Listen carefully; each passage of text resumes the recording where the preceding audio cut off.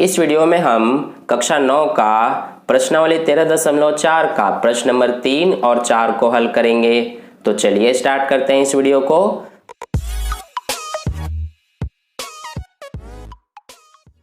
तो देखिए dear students, प्रश्न नंबर 3 में हमसे क्या पूछा गया है कि 10 सेंटीमीटर त्रिज्या वाले एक अर्धगोले का कुल पृष्ठीय क्षेत्रफल ज्ञात कीजिए, पाई बराबर 3.14 लीजिए। तो डियर स्टूडेंट्स, इस प्रश्न के लिए हमें यहाँ पर पाई का मान जो है ये 3.14 लेना है। ठीक है, अब इस प्रश्न में हमें एक अर्धगोले का कुल पृष्ठीय क्षेत्रफल ज्ञात करना है। तो जैसे कि आप देख सकते हैं हमारा अर्धगोले की आकृति कुछ इस तरह की होती है। जब हम एक गोले को बीच से काटते हैं तो वो हमारा दो अर्धगोले हिस्से में बट जाता है। ठीक है, तो यहाँ पर देखिए हम इसका पृष्ठीय क्षेत्रफल ज्ञात करने के लिए क्या करेंगे, जैसे कि आपको इसका सूत्र पता है कि अर्धगोले का कुल पृष्ठीय क्षेत्रफल का सूत्र क्या होता है, 3 पाई आर स्क्वायर। तो यहाँ पर अब हम लिख लेंगे सबसे पहले कि जो हमारा अर्धगोला है, इस अर्धगोले की जो हमें त्रिज्या दी गई है उसको। तो यहाँ पर देखिए प्रश्न में हमें अर्धगोले की त्रिज्या कितनी दी गई है, ये हमें दिया गया है 10 सेंटीमीटर। अब हमें इसका कुल पृष्ठीय क्षेत्रफल ज्ञात करना है। तो यहाँ से हम लिख लेंगे जो हमारा अर्धगोला है, इस अर्धगोले का कुल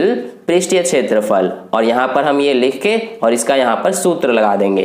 तो देखिए अर्धगोले का कुल पृष्ठीय क्षेत्रफल का सूत्र क्या होता है, 3 पाई आर स्क्वायर। ठीक है, अब यहाँ से हम इस सूत्र पे मान रख देते हैं। तो ये हमारा आ जाएगा 3 गुणा पाई का मान हमें क्या लेना है, 3.14, और ये गुणा आर स्क्वायर, यानी कि आर कितना है 10 सेंटीमीटर। तो ये हमारा स्क्वायर है, यानी कि 10 गुणा 10 हो जाएगा।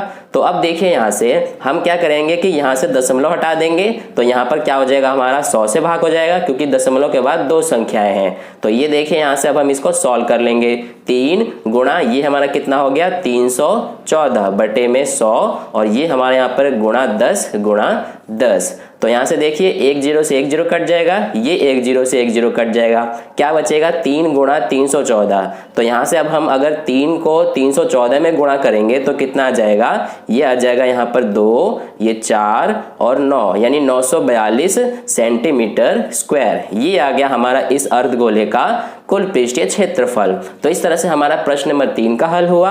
अब चलिए प्रश्न नंबर 4 का हल करते हैं।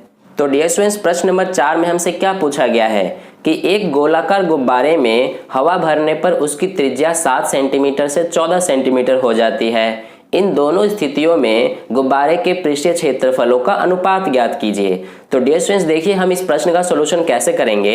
यहाँ पर हम सबसे पहले लिख लेंगे कि हवा भरने से पहले गुब्बारे की त्रिज्या। देखिए यहाँ पर इस प्रश्न में हमें दो तरह की त्रिज्या दी गई है। एक तो हवा भरने से पहले गुब्बारे की त्रिज्या 7 सेंटीमीटर, और हवा भरने के बाद गुब्बारे की त्रिज्या 14 सेंटीमीटर। तो एक त्रिज्या को हम क्या करेंगे कि स्मॉल आर से दिखाएंगे और दूसरी त्रिज्या को हम कैपिटल आर से। तो यहाँ पर हम सबसे पहले लिख लेंगे कि हवा भरने से पहले गुब्बारे की त्रिज्या,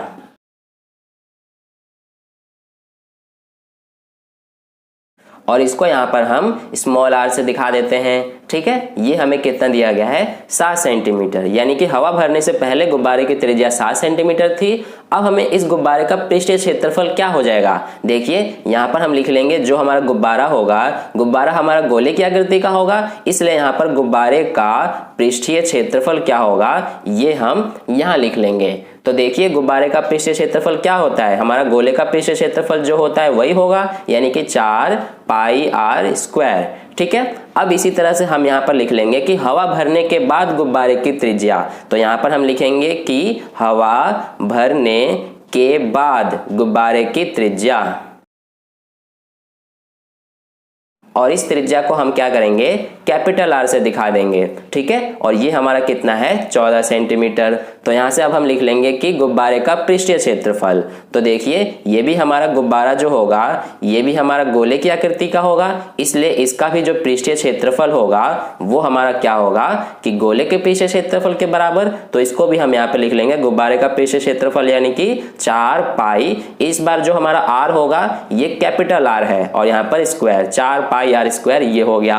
अब यहाँ से हम इन दोनों स्थितियों में जो गुब्बारे के पृष्ठीय क्षेत्रफलों का अनुपात है उसको लिख लेते हैं। तो यहाँ पर हम लिख लेंगे कि गुब्बारे के पृष्ठीय क्षेत्रफलों का अनुपात। तो इस तरह से देखिए अब हम कैसे इसके पृष्ठीय क्षेत्रफलों का अनुपात ज्ञात करेंगे। सबसे पहले स्थिति में जो हमारा पृष्ठीय क्षेत्रफल है यानी कि ये 4 पाई स्मॉल आर स्क्वायर और ये हमारा दूसरी स्थिति में 4 पाई कैपिटल आर स्क्वायर, इनको यहाँ पर हम क्या करेंगे कि बटे में लिख लेंगे। यानी कि ये हमारा पहला गुब्बारे का पृष्ठीय क्षेत्रफल 4 पाई आर स्क्वायर और बटे में ये वाले गुब्बारे का पृष्ठीय क्षेत्रफल यानी कि 4 पाई कैपिटल आर स्क्वायर। ठीक है, बटे में हमने क्यों लिखा है? क्योंकि हमें कहा गया अनुपात ज्ञात करने को, और अनुपात ज्ञात करने को यानी कि अनुपात का मतलब क्या होता है हमारा भिन्न के रूप में यानी कि बटे में ही होता है। तो यहाँ से देखिए ये 4 से 4 कट जाएगा, ये पाई से पाई कट जाएगा, क्या बचेगा यहाँ पर? ये स्मॉल आर स्क्वायर बटे में कैपिटल आर स्क्वायर। ठीक है, तो यहाँ से देखिए ये हमारा स्मॉल आर स्क्वायर यानी कि ये कितना है हमारा 7 सेंटीमीटर,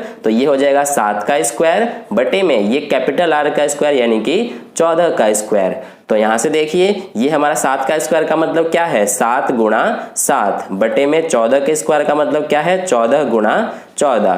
तो यहाँ से ये हमारा 7 एकम 7, 7 दुना 14 ये कट जाएगा, ये 7 एकम 7, 7 दुना 14 ये भी कट जाएगा।